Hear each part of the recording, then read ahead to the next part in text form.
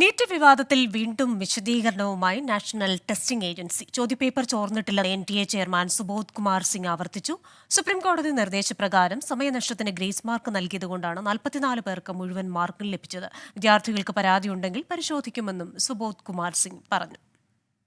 The question paper in social media was, I think, around 4:28-4:29 p.m. after the start of 2 hours 28 minutes later.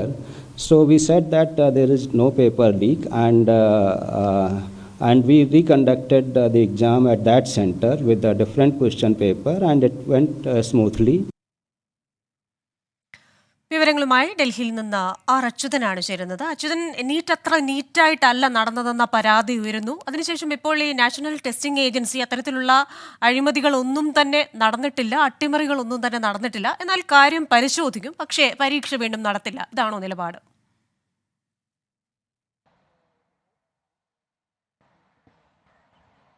Christian ഏതാണ്ട് 67 വിദ്യാർത്ഥികൾക്കാണ് ഈ NEET പരീക്ഷയിൽ ഫലം പുറത്തു വന്നപ്പോൾ 1-ാം rank ലഭിക്കുന്നത്. തുടർന്നായിരുന്നു ഈ വിവാദമുണ്ടായത്. നിരവധി വിദ്യാർത്ഥികളും രക്ഷിതാക്കളും വിദ്യാഭ്യാസ മന്ത്രാലയത്തെ സമീപിക്കുകയും പരാതി നൽകുകയും ഒക്കെ ചെയ്തു. അതിനുശേഷം വീണ്ടും ഈ നാഷണൽ ടെസ്റ്റിംഗ് ഏജൻസി ഒരു വിശദീകരണം ഈ വിഷയവുമായി ബന്ധപ്പെട്ട് നൽകുന്നുണ്ട്. അതിൽ ഇന്ന് ഈ NTA ചെയർമാൻ സുബോധ് കുമാർ സിംഗ് പ്രതികരിച്ചത് ഇതിൽ ചോദ്യപേപ്പർ ചോർന്നിട്ടുണ്ട് എന്നുള്ള ആരോപണം അദ്ദേഹം തള്ളുകയാണ് ചെയ്തിട്ടുള്ളത്. അത്തരത്തിൽ ഒന്നും തന്നെ ഉണ്ടായിട്ടില്ല. മറിച്ച് ഇതൊരു സുതാര്യമായ ഏജൻസിയാണ്.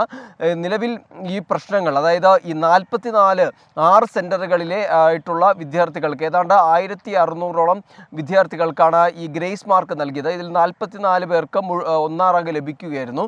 ആ ഗ്രേസ് മാർക്കുമായി ബന്ധപ്പെട്ട് എന്തെങ്കിലും തരത്തിലുള്ള അപാകതകൾ ഉണ്ടെങ്കിൽ അത് പരിശോധിക്കുവാൻ വേണ്ടി ഒരു സമിതി രൂപീകരിച്ചതായി അദ്ദേഹം അറിയിച്ചിട്ടുണ്ട്. അതായത് UPSCയുടെ മുൻ ചെയർമാൻ അധ്യക്ഷനായ സമിതിയായിരിക്കും അതുമായി ബന്ധപ്പെട്ട കാര്യങ്ങൾ പരിശോധിക്കുക.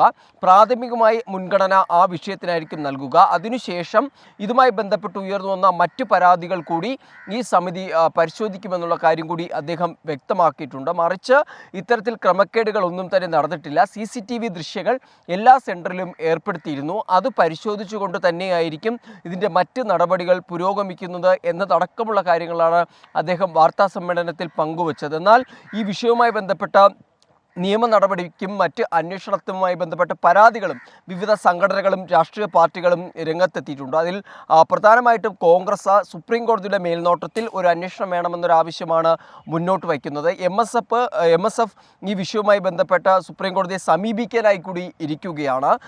IMAയുടെ ജൂനിയേഴ്സ് ഡോക്ടേഴ്സ് നെറ്റ്വർക്ക് CBI അന്വേഷിക്കണമെന്നൊരാവശ്യമാണ് മുന്നോട്ട് വയ്ക്കുന്നത്. അങ്ങനെ വിഷയവുമായി ബന്ധപ്പെട്ട പല രാഷ്ട്രീയ പാർട്ടികളും സംഘടനകളും കൂടി രംഗത്ത് എത്തിയിട്ടുണ്ട്. അങ്ങനെ ആ വിവാദം ഒരു വശത്ത് നിൽക്കുന്നു, മറുവശത്ത് ഇതുമായി ബന്ധപ്പെട്ടുള്ള വിശദീകരണങ്ങൾ കൂടി ഈ NTA നൽകുന്നുണ്ട്. ക്രിസ്റ്റിന. ശരി, ഡൽഹിയിൽ നിന്ന് ആർ അച്യുതനാണ് വിവരങ്ങളുമായി ചേർന്നത്.